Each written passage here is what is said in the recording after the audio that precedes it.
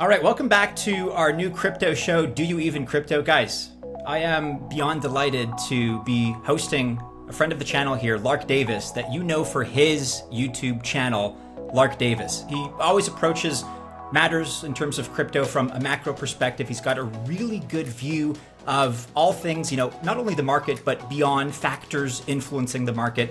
And I would describe you, Lark, as a teacher, right? Because you're setting up a lot of guides, a lot of how-tos. Your emphasis is very much on how to set up a crypto portfolio, how to use the tools and make sure you're optimizing them, how to make the best choices, how to grow your wealth. And so this is very practical stuff. Of course, you also have your Wealth Mastery newsletter. You have beginner guides for people that are just getting into it, very, very green crypto investors. Kudos to them, they're trying, right? But you have them set up. You also have courses on your website, which we're going to link to below. So Lark, so delighted to finally do this. Welcome to our quiz show. Thanks for having me. I'm excited to be here. I love talking crypto and crypto quizzes. Yes, exciting. Okay, Lark, so first question. We have a visual up on screen here. What is this logo associated with? Which project is this logo associated with? Are we talking about A, Samoyed coin, B, Vita Inu, Polydoge is C, or D, Australian Safe Shepherd? Don't let anybody say that we're starting off and giving you a freebie, making it easy. I think we're getting into it right away here. There's so many dog coins, isn't there? There's so many dog coins. And the names of the dog coins really it was like, Doge coming you coin. Like, you guys are really going to buy that? Like, anyway, I think this one might be Samoyed coin, maybe? Final answer? Final answer. Lark, you're off to a great start. That is indeed the right answer. And look, silly project. This is not exactly like the number one holding in my portfolio. I doubt that's the case for you either, but it allows me to kind of ask you about your position on meme coins, because there are people that kind of get their feet wet with meme coins in terms of like gateway drugs and entering the crypto market. What's your thought in general when it comes to meme coins? Yeah, meme coins, 100% a gateway drug. It's a good way to describe them, because when you come into crypto, especially a lot of people come into crypto when things get really busy and exciting and all kinds of crazy stuff's happening in the markets. And you come in and you're like, wow, Bitcoin sounds pretty exciting, but it's kind of hard to understand. Ethereum, smart contracts, what's a chain link? CCIP, I don't understand. This coin's got a dog picture. I'm in. It's very easy concept to understand meme coins, and this is part of the attraction of them. They are good at getting people interested in crypto and in getting people's feet wet into the market, and I like them for that. Now, I'm not really a meme coin investor. If you are a meme coin investor, just keep in mind the vast, vast majority of them will go to zero in a very short amount of time. We can look back in 2023 to Pepe coin. Pepe coin captured a lot of imagination, captured some huge gains, went from being worth thousands of dollars to hundreds of millions or even billions of dollars, I think at the top. Absolute craziness. Huge money was made by a very select group of people, of course, and everybody wants that to be them. And it's very exciting watching this go on with meme coins, but as soon as Pepe kicked off, you had probably 200 or 300 other meme coins launched within a month period, almost every single one of which went to zero. Dog coins, we had the same thing, and this Samoyed coin, just one of many out there that it launched once Dogecoin started kicking off in 2021. Then we had Shiba Inu come out, which of course was the one that made it. We have others like Floki Inu and so on and so forth right down the line, but the vast majority of these meme coins end up doing basically nothing because there's no real intrinsic value behind them. So meme coins can be fun. If you are doing the meme coin game, just remember to always manage your risk. Don't go 100% into meme coins, especially not to new meme coins.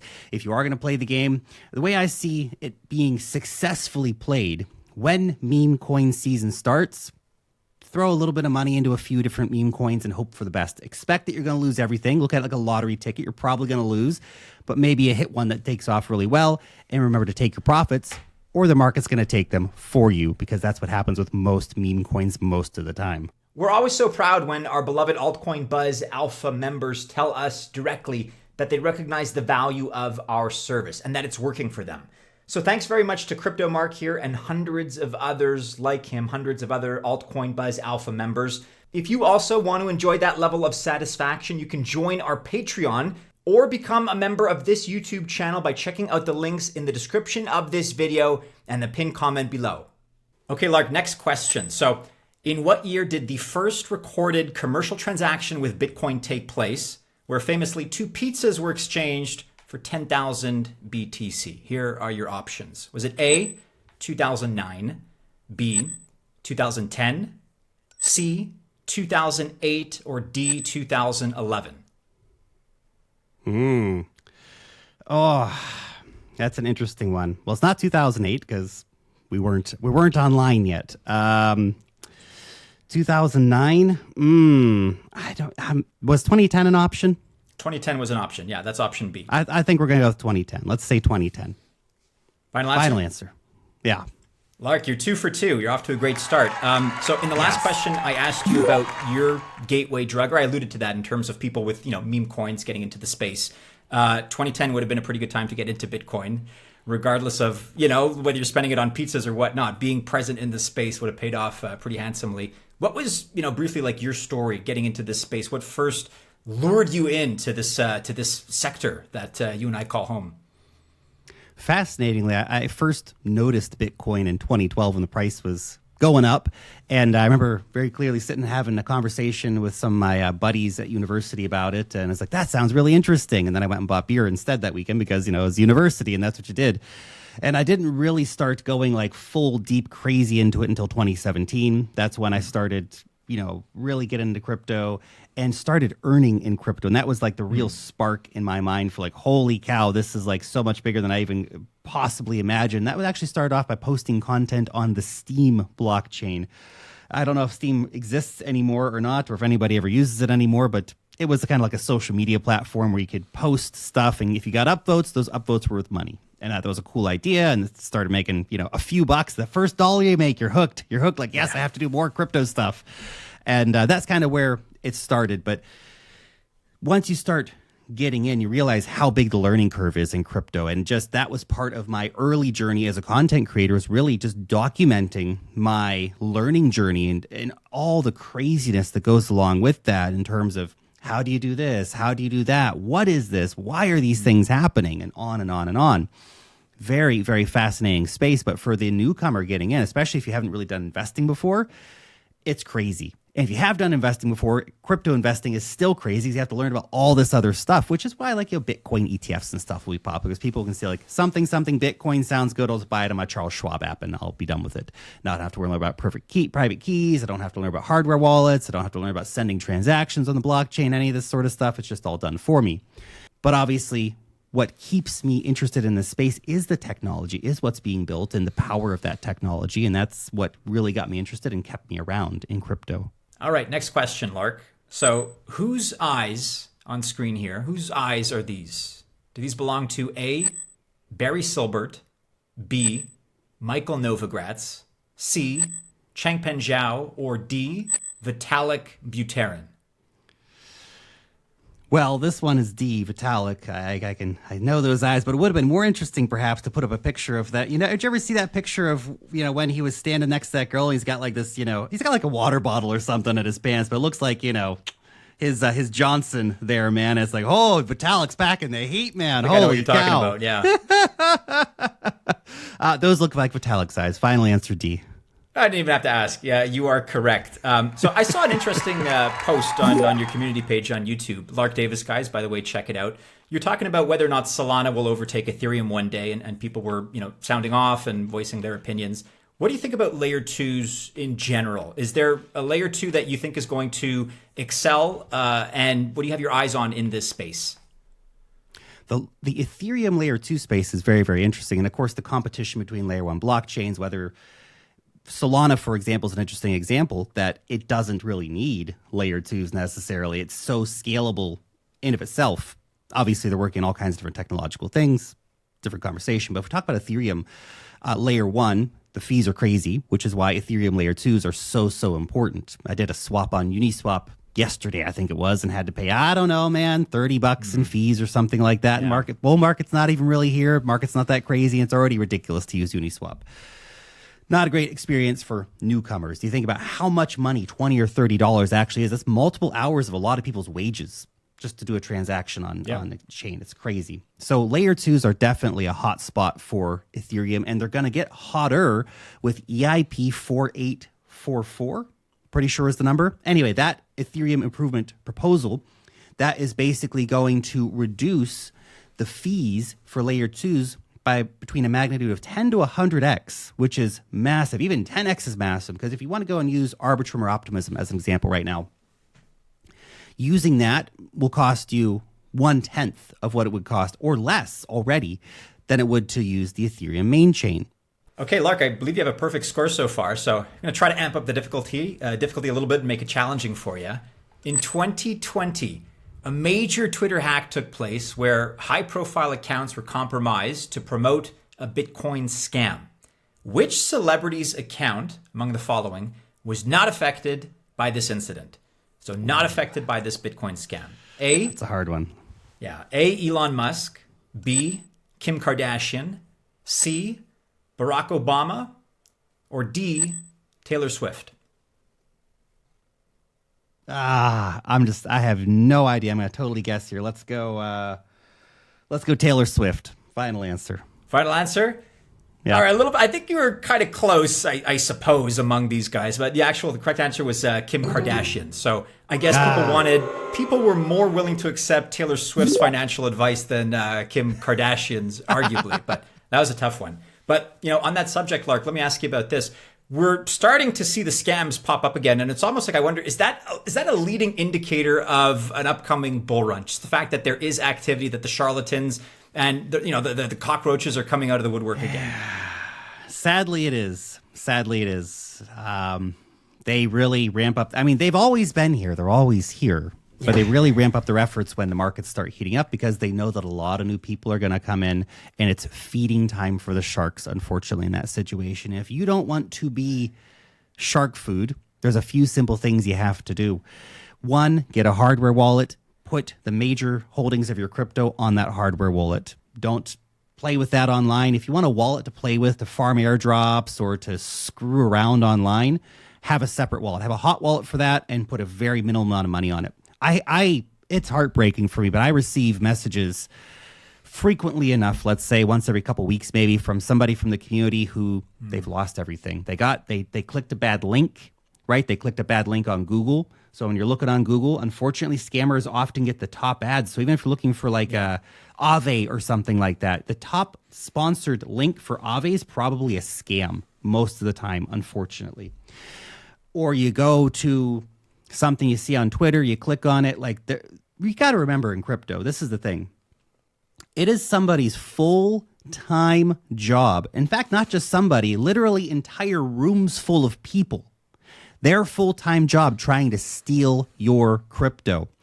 And it sounds pretty scary when you think of it like that, but you just have to keep some common sense in mind. If you got Elon Musk sliding into your DMs saying, hey man, can I help you with some Bitcoin mining? That's a scam.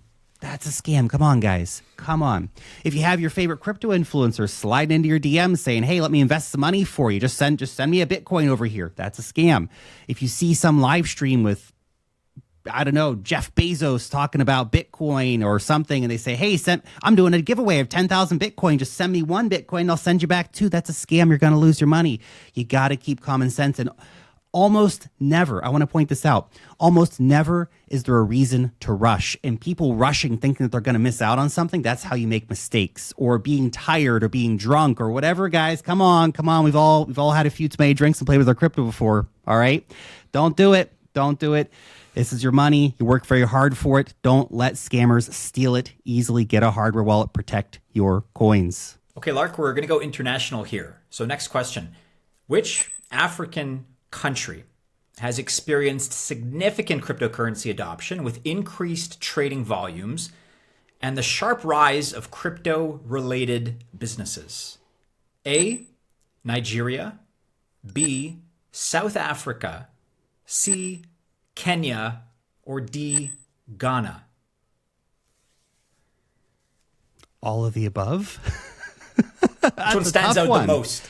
That's one. I feel like Nigeria probably stands out the most, but it's definitely probably one of the biggest adopted countries globally.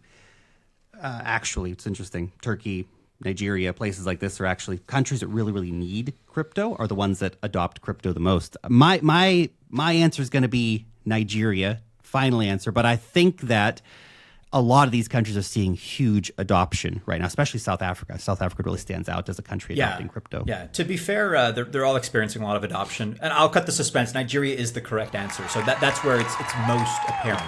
And this kind of leads me into a question that I wanted to ask you about. So obviously policy, and I'm not an expert in Nigerian legislation, but I imagine that's supporting some of this buildup in terms of the crypto industry in that country.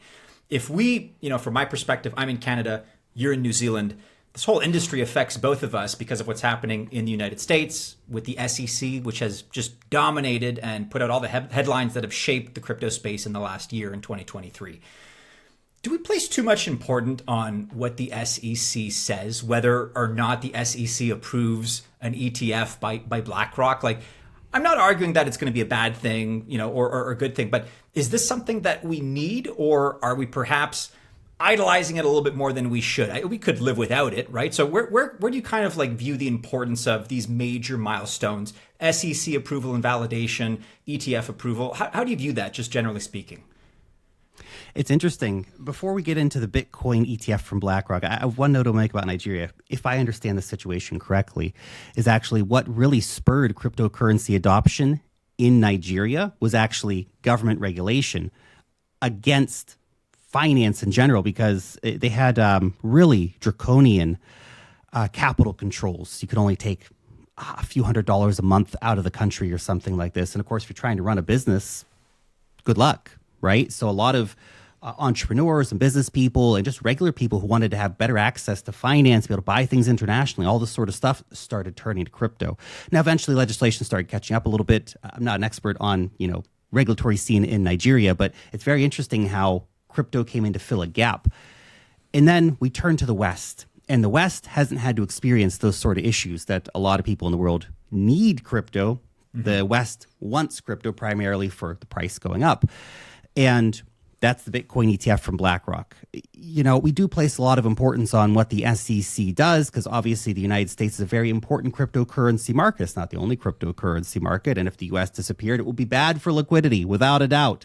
But crypto would continue. 10 minutes later, after the US were to ban all cryptocurrencies and make everything illegal, another Bitcoin block would be made and things would continue on as usual. Prices would take a big hit in the short term, but we would be fine. We'd recover eventually. And of course, black markets would thrive in America, just like they do in China. If China cannot stop crypto, come on, America's not going to stop crypto either. Let's keep it real. And America's not trying to stop crypto. America's actually going in the direction of approving these ETF products. And it's unfortunate that we're all sitting around waiting for what the SEC is going to say, because the SEC has been a very bad actor in general in the cryptocurrency space, going after the most legitimate actors while letting the most fraudulent actors commit fraud, unfortunately. But that's the reality we have to deal with. And BlackRock is coming. BlackRock's going to bring a lot of money. Fidelity is going to bring a lot of money. And they're going to pump our bags. And this is great. Okay, Lark. Next question here. Which famous Hollywood actor has shown significant interest in cryptocurrency and blockchain tech, even launching their own NFT art collection? Is that A, Leonardo DiCaprio, B, Tom Hanks, C, Ashton Kutcher, or D, Johnny Depp? Ashton Kutcher, C. Although I think Johnny Depp actually did launch some kind of NFTs at some point, but Ashton Kutcher launched...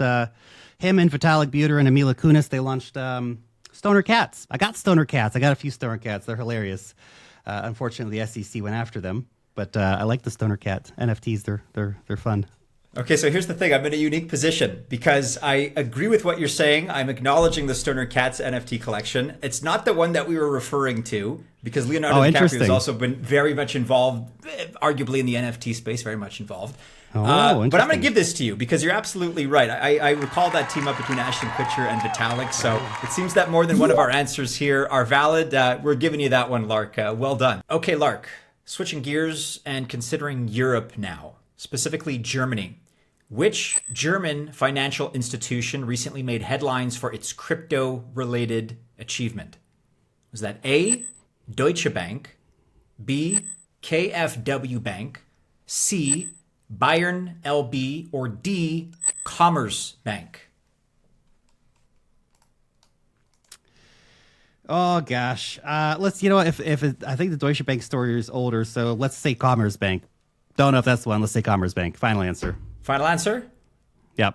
Is this kind of like that Monty Hall phenomenon where if you change your answer, you're correct? Because that's indeed the answer. So well done, Commerce Bank in Germany. They recently won a crypto custody license. Nice. So well done, first of all. And, you know, kind of going back to what you were saying with the SEC and Fidelity and BlackRock, not exactly apples to apples, but is this good news? Is this bad news? German banks getting into this space? You know, we've seen a huge number. Germany actually passed a very interesting law last year, basically allowing German banks to do all this stuff. And a lot of German banks immediately started applying for licenses for that. We've seen some of others have been a bit slower to do that. But in the past few months, we've seen a raft of huge stories out of the banking sector, which I don't really want my bank to hold my Bitcoin personally. I'm not sure I trust them to hold my cash, let alone my Bitcoin. But for a lot of people, that's going to be a very valuable value proposition because they don't want to handle all this stuff. It's like getting a Bitcoin ETF, but your bank just handles it. You say, hey, bank, I need $1,000 for the Bitcoin, or you buy it in your online banking app, and then you just have it there.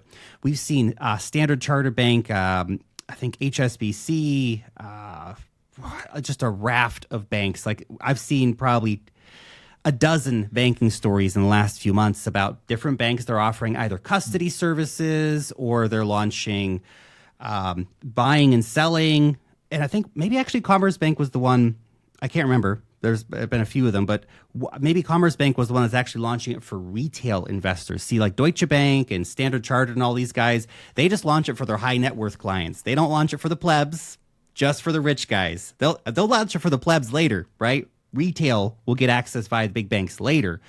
So I think it's an important step in terms of bringing liquidity into the market. It's an important step in terms of seeing more people get access to the asset through institutions that, for better or worse, they trust. Long term, though, I prefer to have my Bitcoin sitting in my hardware wallet. Thank you very much. Likewise. Okay, Lark, I'm going to ask you about a specific altcoin now. And this is one that's backed by celebrities. So Snoop Dogg, actually, Mark Cuban. And it's an altcoin that aims to become the so-called currency of the internet. What is the name of this altcoin project? Is it A, Chainlink, B, Basic Attention Token, C, Decentraland, or D, Gollum? And I can provide the tickers to those altcoin projects if that would help you out. I think my guess is going to be Decentraland because I'm pretty sure that Snoop Dogg's got like a Decentraland character and, let's see if that's the answer. Final answer? Yep. So I know that, Snoop Dogg was involved in, the metaverse space, and that was kind of the misdirection of the question. So the answer here was actually Basic Attention Token, BAT. Oh, interesting. But tricky one there, yeah. Yeah, no, interesting. Yeah, I guess I should have thought more about the money of the internet sort of thing. But that interesting. Yeah, cool. I didn't know he's an investor in Basic Attention Token. That's cool. Basic Attention Token, man. Haven't used the Brave browser in ages, actually. But I remember I used to use it a lot back on my old computer. So cool stuff. I like it. Okay, Lark, last question here to cap things off. We're going back in time now, historically speaking. So in 2013, law enforcement shut down a notorious darknet marketplace which specialized in illegal goods and services.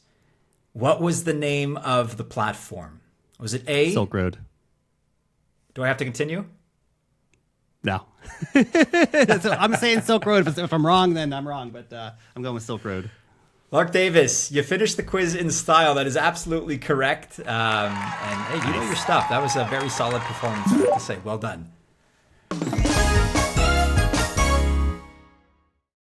You had some tricky questions in there too, man. Some of those are like, ooh, that's a tricky one. I like it. It's good. It's a good quiz. Well, good question. As far as knowledgeable stuff, you know what you're talking about. As far as, like obscure facts, anybody can be tricked. So I think you did a very commendable job. Excellent work. I think what I'd like to kind of just, as far as asking you to close off here, I'm curious, as I'm sure, people watching this are curious, and you're a teacher on your YouTube channel. You have a lot of how-to guides, and you want to promote knowledge of this space. But what is on the radar of Lark Davis? So other than Bitcoin and Ethereum and the responsible investments, right? What are you excited about as far as projects in cryptocurrency? One space that I'm quite excited about and I think has great potential is gaming.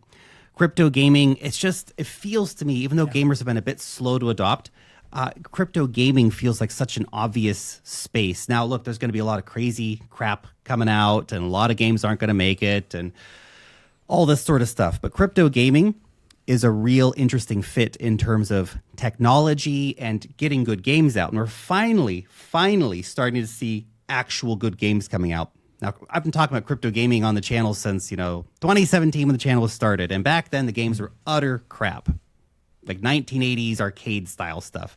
Now we're getting games that look like AAA quality games that are going to be like addictive and people are going to want to play just because they want to play the games. Then you add on top of that there's token incentives and NFTs inside the game and stuff like that. And it becomes very, very exciting. So crypto gaming is one area I've been watching out for a lot. And yeah, the ever interesting and highly competitive layer 1 and layer 2 space, which is kind of really the same. It's competing for the same market share of people's money and users because those historically have been some of the biggest gainers in the markets. If you look back, most of the layer 1s in the previous cycle were some of the biggest gainers of the market. So that's an area that always captures my interest too of, who's going from the 8-minute abs to the 7-minute abs, and who's going to capture that attention. Okay, so Lark Davis, hey, fantastic performance. Very, very well done. And we're so happy to have you here, man. If you're watching this, I'm sure you've already heard of Lark Davis, the YouTube channel. Again, just a great repository for guides and how-tos. I think this guy really has the spirit and the soul of a teacher. You can tell that he wants you to benefit in this space, really optimize and put your best foot forward as far as maximizing your returns. So you can find all kinds of great video content on the Lark Davis YouTube channel. We're going to link to that below. And of course, there's also the website, as I mentioned. If you want, you can sign up for his Wealth Mastery newsletter. There's also beginner guides. If you're new to this space and you're really green, don't worry about it. He's got you covered, as well as online courses. So check it all out. We're going to link to all of that below. But hey, Lark Davis, do you even crypto? Apparently the answer is yes. Again, phenomenal job today. And thanks so much for joining us.